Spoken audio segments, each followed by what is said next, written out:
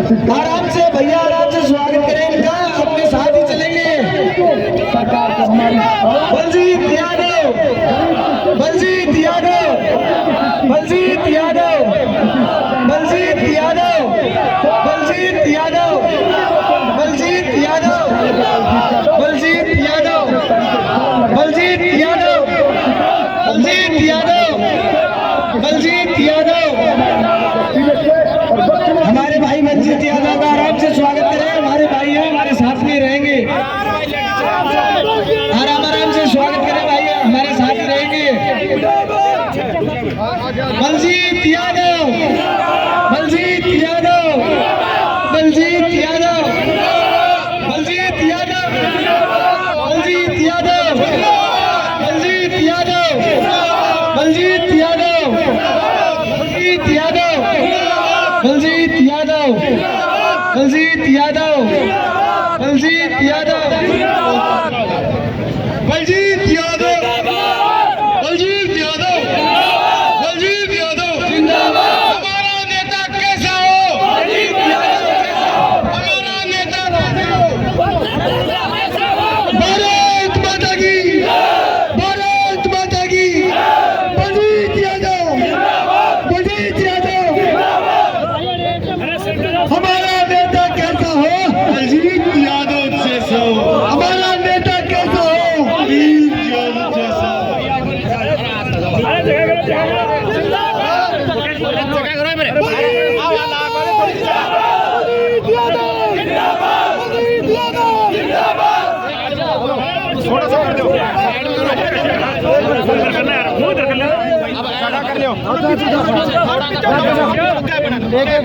सभी भाइयों से निवेदन है, आराम से स्वागत करें।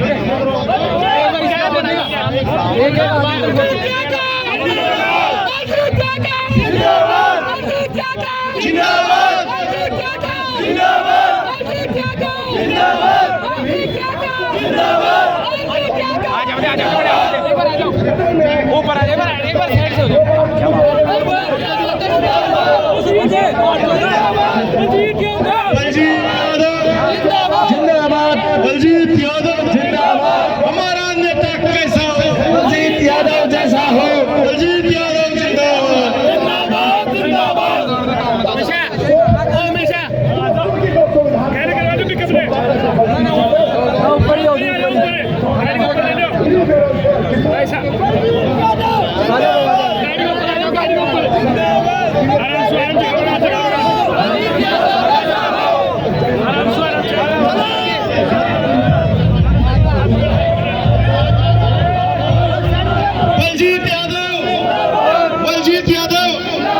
बलजीत यादव हमारे भाई, हमारे बीच आ गए। भाई उसको बंद कर देना, वो डीजे क्या है उसको बंद कर देना।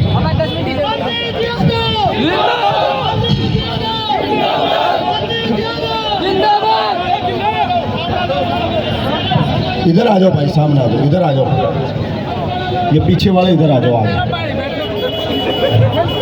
इधर इनको दे दिए, लगा देंगे मुकेश जी, इनको देना लगा देंगे ना। ये सामने हो जाओ, सामने। मेरे नीम का थाना की धरती पे उपस्थित सामने आ जाओ भाई, सब सामने। सम्मानीय बुजुर्गों, युवा साथी, आवाज खोल दे भाई। अपनी 14 सूत्री मांगों को लेके मैं आपके बीच में यहाँ उपस्थित हुआ। आपने स्नेह दिया, आशीर्वाद दिया और मेरी मांगों का समर्थन किया। इसके लिए मैं आपसे इतना ही कहना चाहता हूं कि नीम का थाना के लोगों, आपने बलजीत यादव को प्यार किया,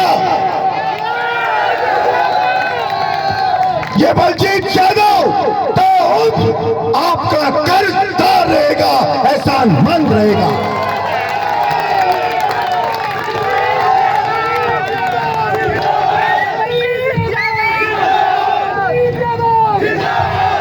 देश को आजाद हुए 75 साल हो गए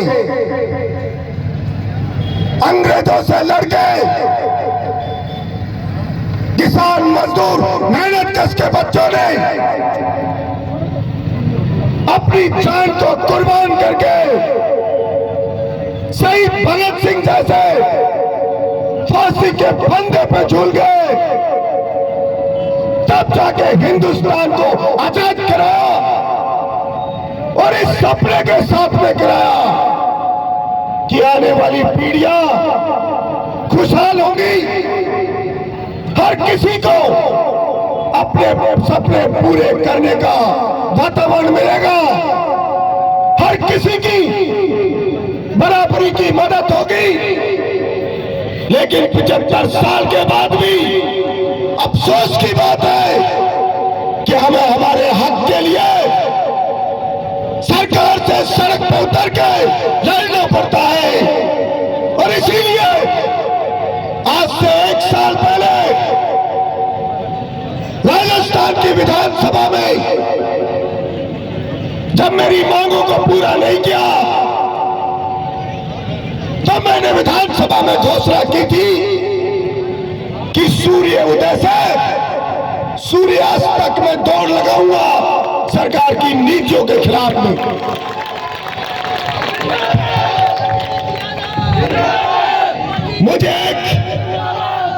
मुझे एक पत्रकार ने पूछा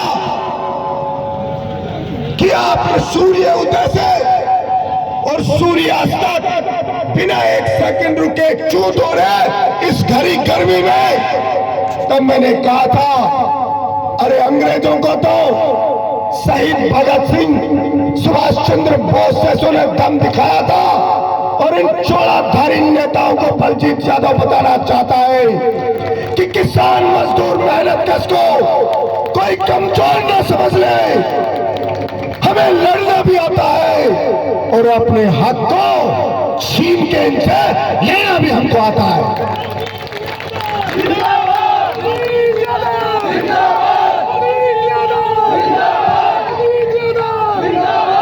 जब किसान का बेटा विधायक सूर्य होने तक सूर्य उदय से लेकर दौड़ सकता है, तो इस सरकार को अंदाजा ले लेना चाहिए कि हमारे सीने में कितनी आग भरी हुई है और कितना हम में दम है। और मेरे छोटे भाई किसान के बच्चे, उनके दम का तो आपको अंदाजा भी नहीं होगा, ये सरकार को बताना चाहता हूं। उस वक्त राज्यसभा चुनाव भी था, स्वयं मुख्यमंत्री जी ने मुझे वचन दिया था कि आपकी मांगों को पूरा करेंगे, हमें वोट दो। जब 199 विधायक बाड़े में बनते, अकेला बलजीत यादव बाड़े से बाहर था। और उस वक्त मैंने शर्त कि जवानों की मांग पूरी करोगे तब वोट दूंगा। उन्होंने मीडिया के सामने वचन दिया, एक कमेटी भी बनाई कि आपकी मांगों को पूरा करेंगे। उस वक्त भी मैंने कहा था, मुख्यमंत्री जी आप वचन किसी चोलाधारी नेता को नहीं दे रहे हो, आप वचन किसान पुत्र बलजीत यादव को दे रहे हो, याद रखना इस बात को। अगर हमारी मांगे आपने पूरी नहीं की और आपने अपने वचन को तोड़ा तो आपको अंदाजा भी नहीं होगा 4 साल में सरकार का किसी ने इतना विरोध नहीं किया होगा। उस लेवल पे जाके बलजीत यादव आपको घेरेगा, आपकी सरकार को घेरेगा। और अभी विधानसभा में जब सरकार का जवाब आया कि कमेटी की रिपोर्ट नहीं आई है इसलिए आपकी मांगों को पूरा नहीं कर सकते, तो उस वक्त मैंने विधानसभा में संकल्प लिया था कि मैं 200 की 200 विधानसभा में जाऊंगा, काले कपड़े पहन के दौड़ूंगा, जनता को जागरूक करूंगा और जनता को बताऊंगा, अरे राजस्थान का मुख्यमंत्री एक विधायक को जवाब दे करके मुकर गया, इससे ज्यादा शर्म की बात नहीं हो सकती। तब उस वक्त मुझे एक पत्रकार ने कहा था कि आपने संकल्प तो लिया कि 200 विधानसभा में जाकर के सरकार की आत्मा को झकझोरूंगा, जनता को जागरूक करूंगा, लेकिन ना तो आपकी कोई पार्टी है, ना आपका कोई संगठन है। पहली बार के निर्दलीय जीते हुए विधायकों, भला आपको मिलेगा कौन उन विधानसभा में? उस वक्त मैंने कहा था, अरे हमारे बड़े बुजुर्ग कहते हैं जिनके इरादे नेक होते हैं उनके साथ स्वयं ईश्वर का आशीर्वाद होता है। हमारे साथ ईश्वर का आशीर्वाद है। उन्होंने कहा मुख्यमंत्री भी 200 की 200 विधानसभा में नहीं गया है। हमने कहा आगे आगे आप देखते रहना ईश्वर का करिश्मा। और मैंने पाकिस्तानी बॉर्डर से शुरुआत की थी दौड़ की, सूर्य उदय के समय पहुंचा तो वहां भी युवाओं का सैलाब खड़ा था और मेरे साथ में दौड़ रहे थे जवान। 169 विधानसभा ऐसी है जहां मैं जीवन में पहली बार गया हूं। ना मैं किसी को जानता था, ना कोई मुझे जानता था, लेकिन फिर भी ये मेरी 182वीं विधानसभा है। प्रत्येक जगह पे ऐसे ही जवानों का हुजूम खड़ा मेरे को मिला, बुजुर्गों का हुजूम मिला। सबने इसमें दिया, आशीर्वाद दिया, सर पे उठाया। और वो सरकार को मैं कहना चाहता हूं, अरे ये इसलिए हुआ, ये सैलाब जो आ रहा है मेरे नीम का थाना में जब इतने सारे लोग आए हैं, तो ये इस बात का प्रमाण है कि ये 14 सूत्री मांगे हैं ये अकेले मेरी नहीं है, ये 36 कौम के युवाओं की मांग है, ये मेरे राजस्थान की 8 करोड़ जनता की मांग है। और कोई भी सरकार जनता की मांग को हल्के में नहीं ले सकती, और अगर हल्के में लेगी तो उसको परिणाम भुगतने के लिए तैयार रहना पड़ेगा। इसलिए विश्वास है सरकार चेतेगी। और हमने मांग की है कि बेरोजगारी चरम पे है, इसलिए सरकार एक साथ 5 लाख भर्ती निकाले और तारीख बताए कि किस तारीख को परीक्षा होगी, किस तारीख को रिजल्ट आएगा और किस तारीख को ज्वाइनिंग मिलेगी। वरना रीट की परीक्षा 5 साल से चल रही है, कोई भर्ती 7 साल से चल रही है, ज्वाइनिंग होने का नाम नहीं ले रही है। और सरकार से हमने मांग की कि 18 में से 17 पेपर लीक हो गए। ये छोटी छोटी मछलियों को पकड़ के आप खाना पूर्ति नहीं कर सकते। अरे जब तक ये बड़े लोग गिरफ्त में नहीं आएंगे, होने वाला नहीं है। खून मुंह लग गया इन लोगों के, करोड़ों रुपए कमा रहे हैं ये समाज कंटक। इसलिए सरकार को एक्स्ट्रा सख्ती बरतनी पड़ेगी। ऐसे लोगों की समाज में जरूरत नहीं है। अरे खून की सजा अगर फांसी, तो लाखों जवानों के सपनों का खून करने वाले इन पेपर लुटेरों को एनकाउंटर में बुला देना चाहिए सरकार को, तब जाकर के शांति होगी। हमने सरकार को आंकड़े दिए और सरकार को मैंने बताया कि 22 राज्य देश के ऐसे हो गए जहां सारी नौकरियां कानून अलग अलग बना के उन्होंने अपने बच्चों के लिए रिजर्व कर लिया है। राजस्थान के एक भी बच्चे को वहां पे नौकरी नहीं मिल रही है। इसलिए या तो केंद्र सरकार एक कानून बनाए जिससे वो 22 राज्यों के बनाए हुए कानून निष्प्रभावी हो, मेरे राजस्थान के बच्चे को भी नौकरी मिले। और अगर ऐसा नहीं है तो राजस्थान के जवानों के नौकरियों पे डाका नहीं डालने दिया जाएगा। और राजस्थान की सरकार भी एक कानून बनाए कि राजस्थान में भी जो सरकारी भर्ती होगी उसमें 90 से 100% मेरे राजस्थान के बच्चों की नौकरियां लगेंगी। ये सरकार कानून बनाए। किसान की हालत खराब है, किसान की हालत खराब है, महंगाई चरम पे पहुंच गई है और किसान को उसका दाम फसल का नहीं मिल रहा, खेत का पानी सूखता जा रहा है, बिजली समय पे नहीं मिलती, खाद समय पे नहीं मिलता, बीज समय पे नहीं मिलता। इसलिए मैंने मांग की, अरे एक बार सब चीजों से बजट को रोक दो। और ये अटल बिहारी वाजपेयी जी ने सपना देखा था कि जहां बाढ़ आती है उस बाढ़ के पानी को जहां सूखा रहता है उस प्रदेश में पहुंचाया जाएगा। एक बार सरकार किसान के खेत तक पानी को पहुंचा दे और उसको फ्री बिजली और बीज खाद दे दे, मेरा राजस्थान का किसान पूरे हिंदुस्तान का अन्न से पेट भर देगा और सुतरे रोजगार पैदा कर देगा। लेकिन सरकार काम करना नहीं चाहती। चंबल का पानी, अरे इतनी खतरे के निशान से ऊपर चंबल बही, सारा पानी बह करके समुद्र में चला गया गंगा जी के जरिए। अगर उस पानी के लिए जैसा ERCP बनी थी 13 जिलों में नहर से पानी ले जाएंगे। पिछली सरकार ने बजट जारी किया, इस सरकार ने 1 साल पहले बजट जारी किया, फिर अभी एक बजट जारी किया, लेकिन एक फावड़ा भी कहीं नहीं लगाया। मैंने कहा अरे नीयत साफ होती तो गांव गांव में पंचायत को कह देते कि नरेगा से ही कच्ची नहर अपने अपने गांव में खोद दो, तो पानी नहर से 13 जिलों में पहुंच जाता, JCB से खोद के कच्ची नहर पहुंच जाता। लेकिन इच्छा शक्ति का भाव है। सरकार में बैठे, जब चुनाव आता है तो सबको चोड़ाधारी नेताओं को किसान याद आता है, उनको जवान याद आता है। बाकी जब बजट सत्र चलता है तो वहां MLA जाके 36 तरह के व्यंजन खाते हैं। कोई कहता चिकन खाऊंगा, कोई कहता मटन खाऊंगा, कोई कहता मलाई चाप खाऊंगा। 5-5 बार MLA जीमते हैं सारे। मुझे बोले आप जा जाके विधानसभा में क्या बताओगे? मैं कहा मैं जनता से कहूंगा तुम जो ये कम्बल ओढ़ के घी पी रहे हो, तुम्हारा कम्बल उखाड़ के आऊंगा कि सारे MLA घी पी रहे और जनता रो रही है, ये सबको बता करके आऊंगा। इसीलिए आप सबने मेरे मनोबल को बढ़ाया।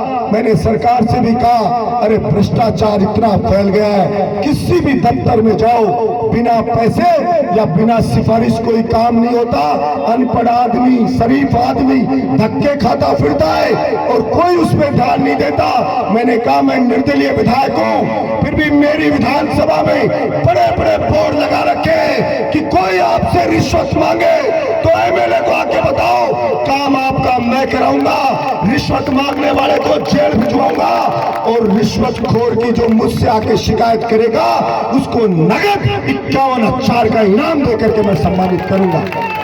अभी तक 27 अधिकारियों को हम जेल भिजवा चुके हैं, उन पे कार्रवाई करवा चुके हैं, सस्पेंड करवा चुके हैं। तो जब निर्दलीय विधायक अगर ऐसा कर सकता है तो सरकार के पास ऐसी मिल सकती है, सरकार भला क्यों नहीं कर सकती?